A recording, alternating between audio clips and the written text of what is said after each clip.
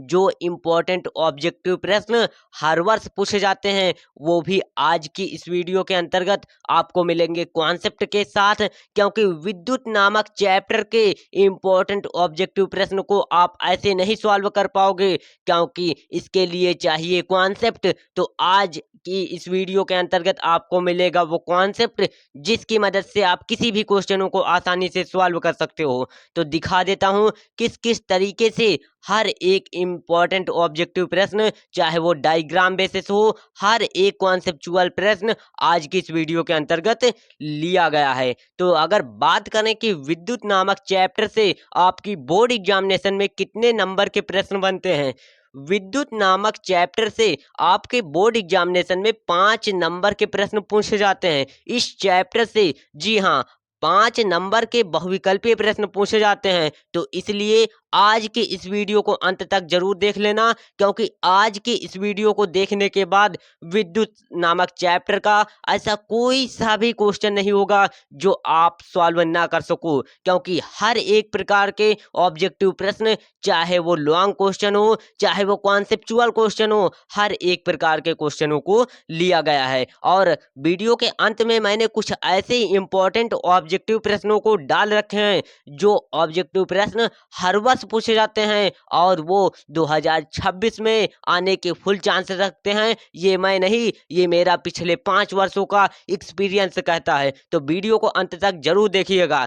अगर आप हमारे चैनल पर नए हैं तो चैनल को सब्सक्राइब कर लीजिएगा, क्योंकि इस चैनल पर आपको क्लास 10 की धुआंधार तैयारी होगी। तो चैनल को सब्सक्राइब करके जुड़ जाइए बोर्ड परीक्षा में 95+ लाने के सपने को कर। तो जैसा कि आज की इस वीडियो को, आइए स्टार्ट करते हैं क्वेश्चन नंबर 1 के साथ।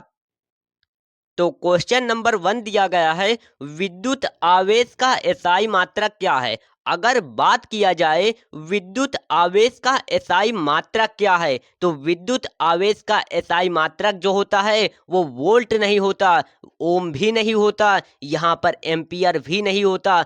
विद्युत आवेश का एसआई मात्रक की बात किया जाए ना, तो विद्युत आवेश का एसआई मात्रक जो होता है वो कूलाम होता है। और बच्चों, विद्युत आवेश को किससे डिनोट किया जाता है, बिकॉज बोर्ड एग्जामिनेशन में 2026 में कोई सा भी क्वेश्चन पूछा जा सकता है।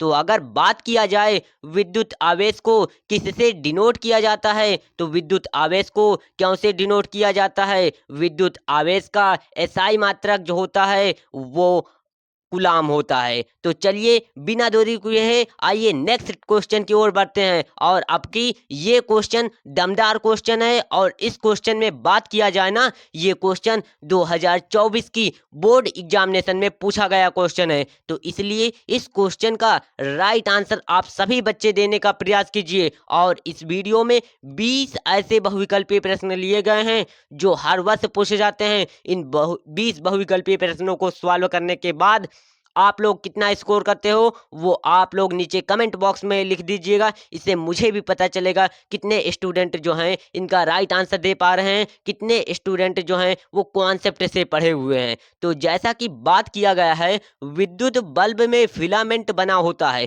यहाँ पर बच्चों मैंने एक विद्युत बल्ब ले रखा है, और इस विद्युत बल्ब में आप समझो कि जो फिलामेंट होता है वो फिलामेंट आखिर होता कहाँ पर है। यहाँ पर बात किया गया है विद्युत बल्ब में फिलामेंट के। फिलामेंट जो है वो कुछ इस तरीके से, ये जो स्प्रिंग लगी हुई है इसी को ही कहा जाता है विद्युत फिलामेंट। विद्युत में लगा हुआ एक फिलामेंट होता है, और ये फिलामेंट जो होता है वो किस चीज का बना होता है। तो यहाँ पर जैसा कि ये अगर बात किया जाए कि विद्युत बल्ब का फिलामेंट जो होता है वो किसका बना होता है, तो विद्युत बल्ब का फिलामेंट जो होता है वो टंगस्टन के तार का बना होता है। यहाँ पर बच्चों अब मैं आपको एक क्यों का जवाब देने जा रहा हूँ, क्योंकि बोर्ड एग्जामिनेशन में कभी कभी लॉन्ग क्वेश्चन में ये चीज पूछ लिया जाता है कि जो विद्युत बल्ब होता है उसका जो फिलामेंट होता है वो टंगस्टन के तार के ही क्यों बनाए जाते हैं? इसका जवाब क्या होगा कि टंगस्टन के तार के ही फिलामेंट क्यों बनाए जाते हैं? क्योंकि टंगस्टन के जो तार होते हैं वो गलते नहीं हैं, इनका जो गलनांक होता है वो अधिक होता है, इसलिए टंगस्टन का प्रयोग किया जाता है। नहीं तो तांबे लोहे का भी प्रयोग किया जाता है, लेकिन टंगस्टन का जो गलनांक होता है वो उच्च होता है, इसीलिए बोर्ड एग्जामिनेशन में ये क्वेश्चन पूछा जाता है। और बोर्ड एग्जामिनेशन में जो भी क्वेश्चन पूछे जाते हैं वो मैं अपने 5 वर्ष के एक्सपीरियंस से हर एक क्वेश्चनों को आपको समझाऊंगा, ताकि आप सभी को क्वेश्चन को रटने की आवश्यकता न पड़े। तो बिना देरी किए हुए आइए अगले क्वेश्चन की ओर बढ़ते हैं। अगर कोई सा भी डाउट हो इस क्वेश्चन में तो आप लोग नीचे कमेंट बॉक्स में पूछ भी सकते हो। और इस क्वेश्चन में बात किया जाए, इस क्वेश्चन जो है वो अगले वाले क्वेश्चन से रिलेटेड क्वेश्चन है। तो चलिए यहाँ पर इस क्वेश्चन पर आते हैं। क्वेश्चन कह रहा है विद्युत बल्ब में कौन सी गैस भरी जाती है? यहाँ पर विद्युत बल्ब का एक चित्र लिया गया है और इस चित्र में आप समझने का प्रयास कीजिए कि ये जो विद्युत बल्ब होती है, जो आप लोगों ने घर में भी आप लोगों की लगी होगी विद्युत बल्ब। अब उस विद्युत बल्ब को यदि अगर आप फोड़ोगे तो आपको पता चलेगी उसमें कौन सी गैस भरी होती है, लेकिन आप लोग ऐसा नहीं करिएगा। आइए मैं आपको यहाँ पर चित्र के माध्यम से समझाता हूँ कि जो विद्युत बल्ब होता है, इस विद्युत बल्ब के अंदर भी एक गैस भरी होती है, जिस गैस का क्या नाम होता है? तो अगर बात करें कि विद्युत बल्ब में कौन सी गैस भरी होती है, तो विद्युत बल्ब में एक गैस पाई जाती है जो कि निष्क्रिय गैस भरी होती है।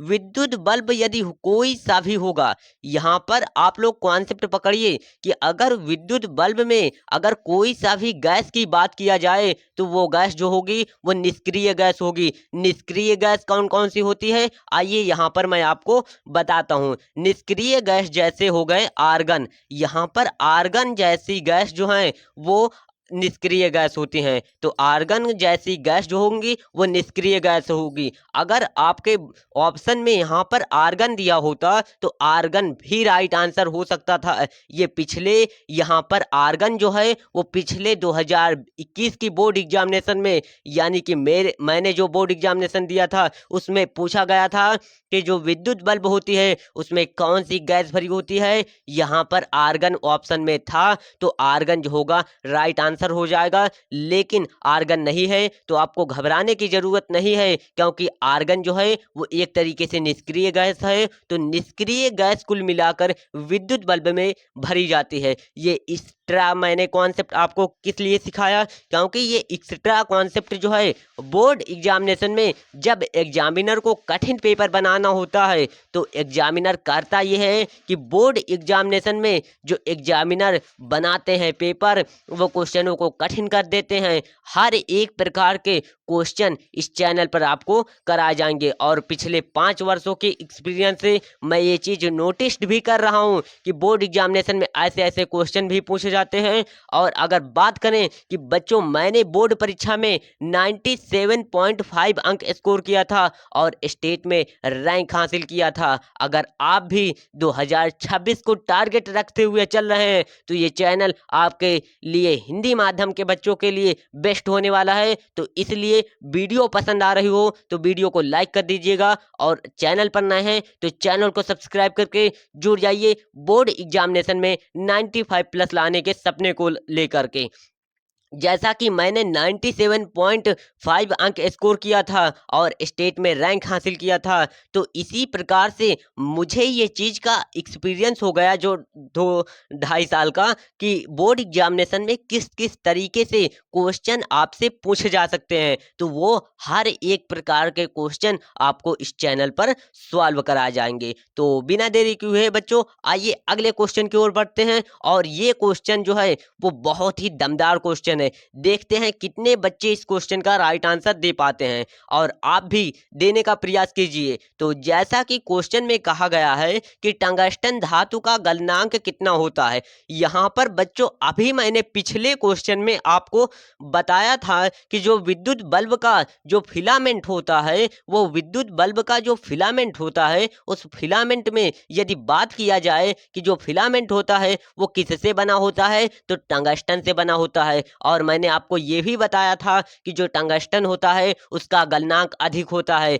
लेकिन यहाँ पर पूछा गया है कि टंगस्टन जो धातु होता है उसका गलनांक जो होता है वो कितना होता है। तो अगर बात किया जाए इस क्वेश्चन के बारे में, तो ये क्वेश्चन दो तरीके से आपके बोर्ड एग्जामिनेशन में पूछा जा सकता है। यहाँ पर इसके दो करेक्ट ऑप्शन हो सकते हैं, समझने का प्रयास कीजिए। आपकी एनसीईआरटी बुक जो है वो क्या कहती है। आपकी एनसीईआरटी बुक के अनुसार इस क्वेश्चन का जो राइट आंसर होगा ना, वो टंगस्टन धातु के गलनांक जो होगा वो 4000 डिग्री सेल्सियस होगा। लेकिन जो अदर स्टैंडर्ड बुक जो होती हैं बच्चों मार्केट में जैसी मिलती हैं, जैसे राजीव हो गई, इन सभी बुकों में आपको मिलेगा 3400 या फिर 3600 डिग्री सेल्सियस।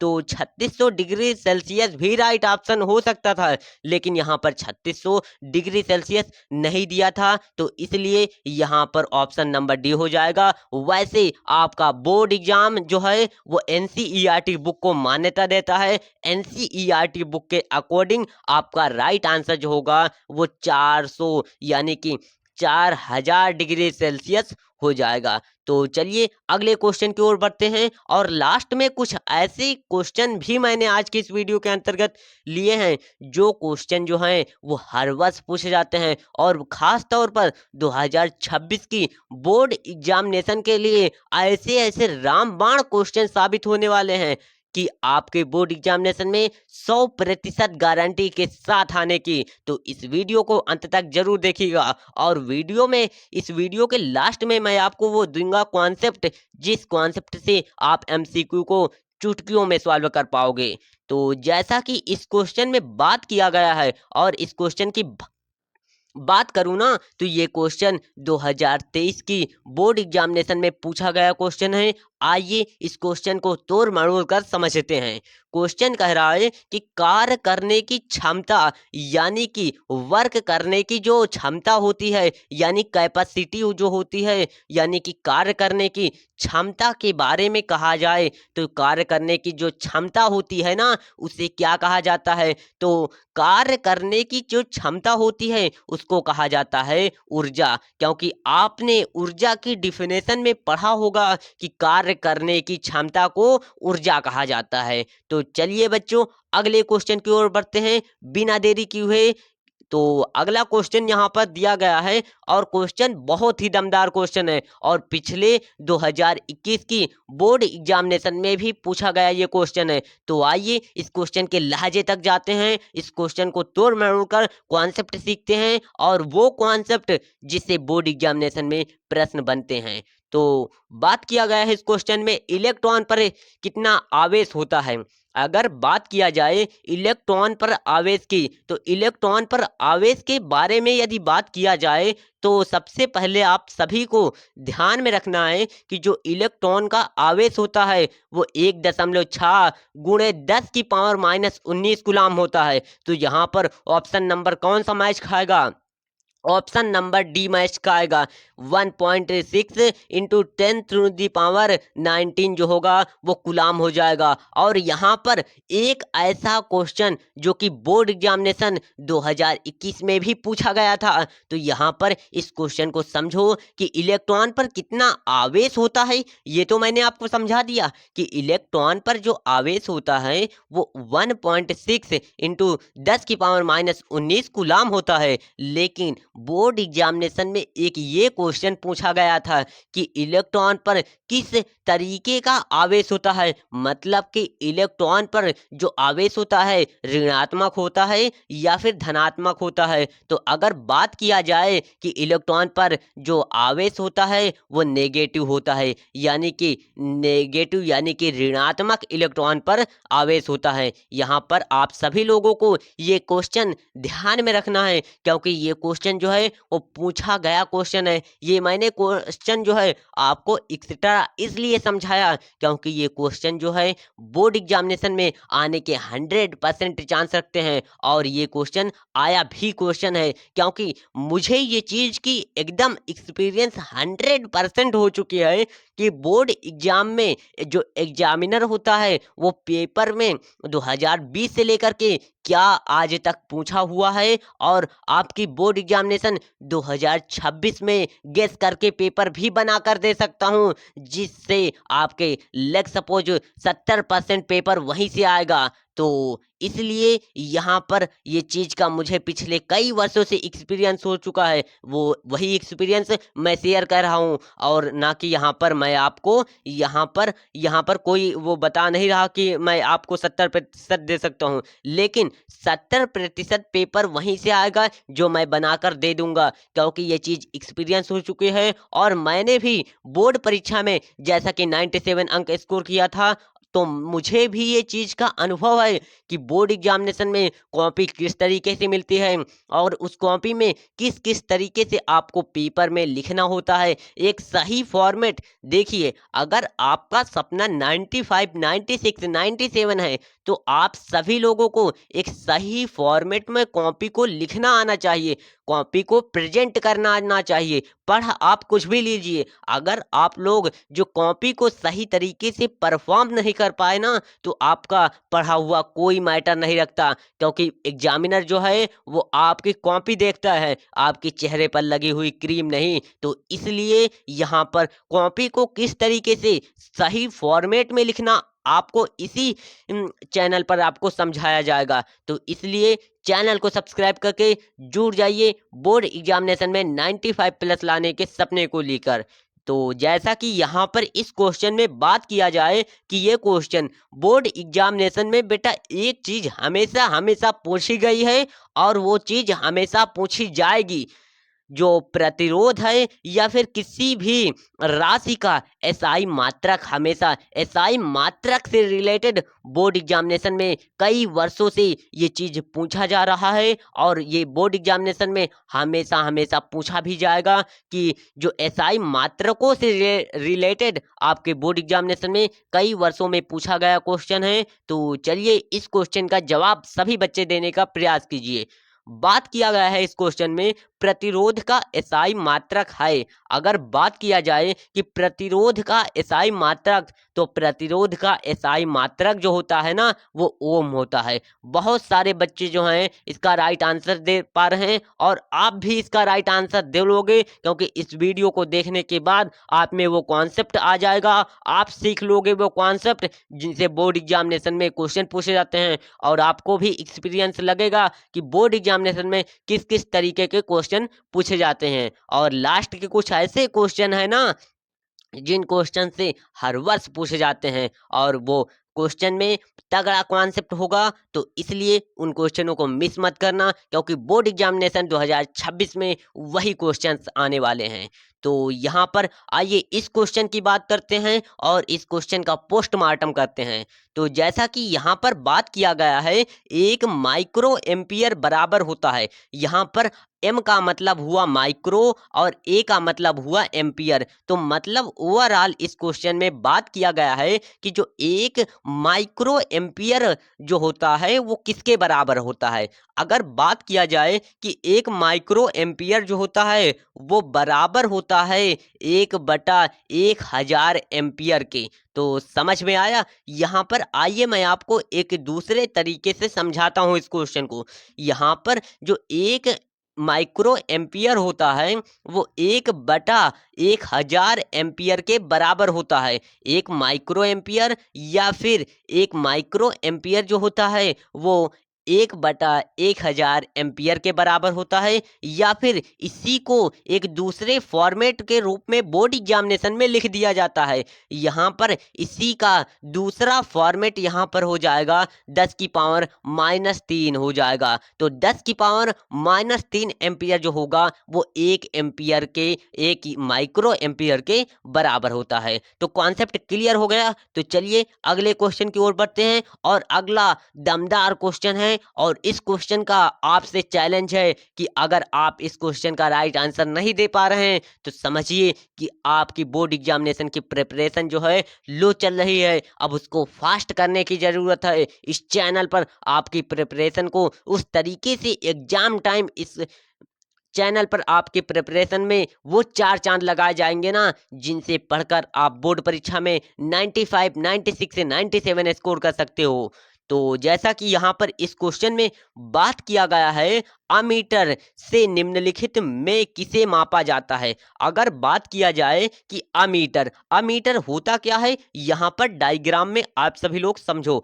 अमीटर जो है उसका जो चित्र होता है कुछ इस तरीके से होता है। लेट सपोज आप लोग इसका डेली लाइफ में भी देखा होगा, जैसे ट्यूबवेल वगैरह वगैरह में लगा होता है। ये अमीटर जो होता है वो क्या नापता है, तो अमीटर जो है वो ट्यूबवेल वगैरह में लगा होता है। और किस लिए लगा होता है, इसलिए लगा होता है क्योंकि वहां पर ये जो अमीटर होता है वो अमीटर काम करता है धारा को मापने के लिए। कितनी धारा आ रही है, 220 वोल्ट आ रही है या अधिक धारा आ रही है, तो धारा को मापने के लिए एक यंत्र का प्रयोग किया जाता है। उसी यंत्र को कहा जाता है अमीटर। तो आई होप का ये आपका कॉन्सेप्ट क्लियर हो गया होगा। तो चलिए बिना देरी किए हुए यहाँ पर अगले क्वेश्चन की ओर बढ़ते हैं। आप लोग देखे होंगे अमीटर को। यहाँ पर जैसा कि अमीटर का चित्र बनाया गया है, तो अमीटर को आप लोगों ने डेली लाइफ में भी देखा होगा। तो चलिए अगले क्वेश्चन, और ये भी क्वेश्चन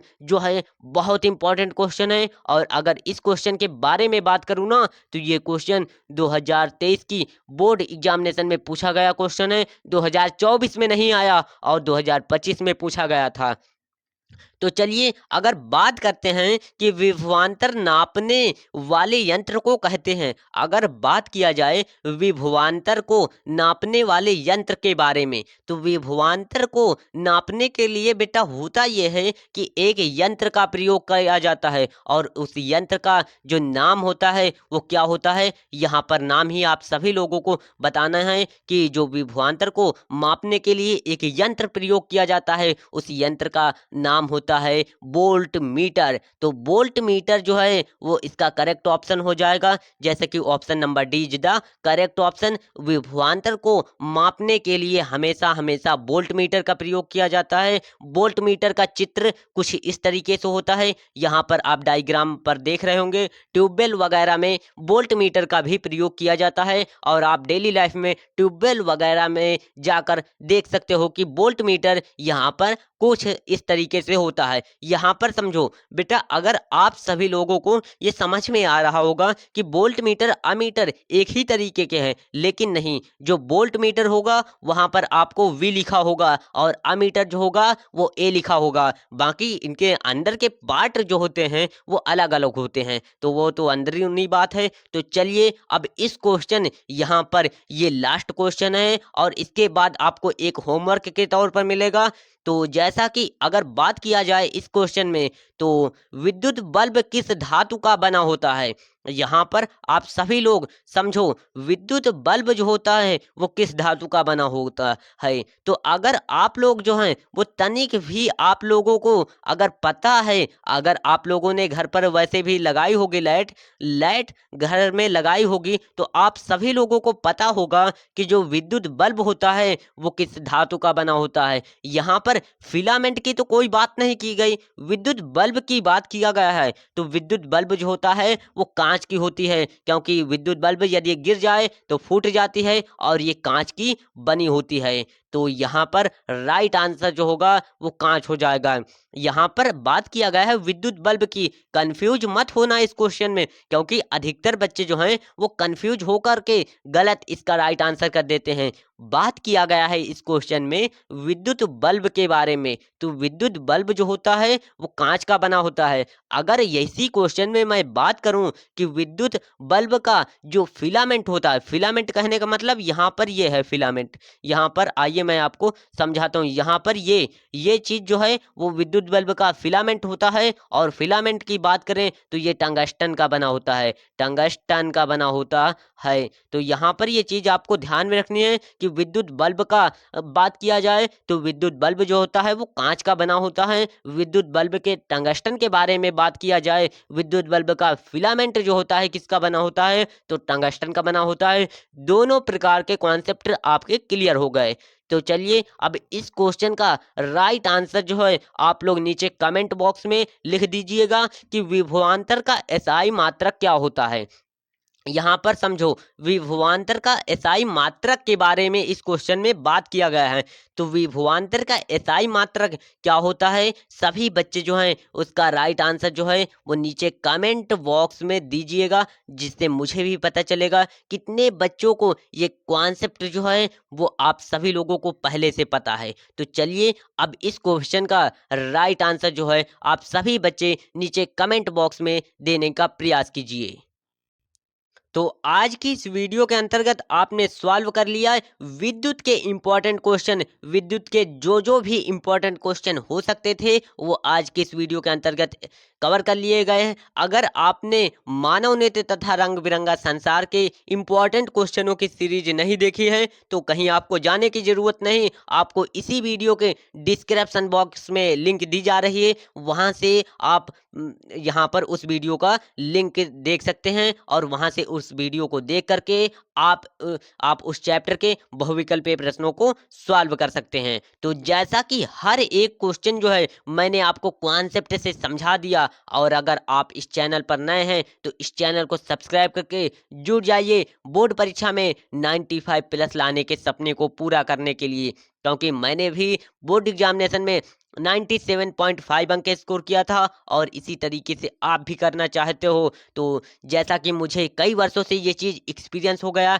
कि बोर्ड एग्जामिनेशन में आखिर कॉपी लिखा कैसे जाता है, मैंने भी लिखा था, क्योंकि कॉपी लिखना एक बहुत मैटर करता है। बोर्ड एग्जामिनेशन में एग्जामिनर जो होता है आपकी कॉपी के द्वारा ही आपका नॉलेज पता करता है। तो इसलिए कॉपी लिखना बोर्ड एग्जामिनेशन में, आखिर बोर्ड एग्जामिनेशन में अपने कॉन्सेप्ट को प्रिपेयर करना, कॉन्सेप्ट को सही तरीके से लिखना आना चाहिए। तो इसलिए यहाँ पर इस चैनल पर हर एक प्रकार के वीडियोज अपलोड होंगी। तो चैनल को सब्सक्राइब करके जुड़ जाइए बोर्ड एग्जामिनेशन में 95 प्लस लाने के सपने को पूरा करने के लिए। तो जैसा कि आज की इस वीडियो को यहीं तक रखते हैं। जय हिंद, जय भारत। मिलेंगे अगले न्यूज सेशन के अंतर्गत।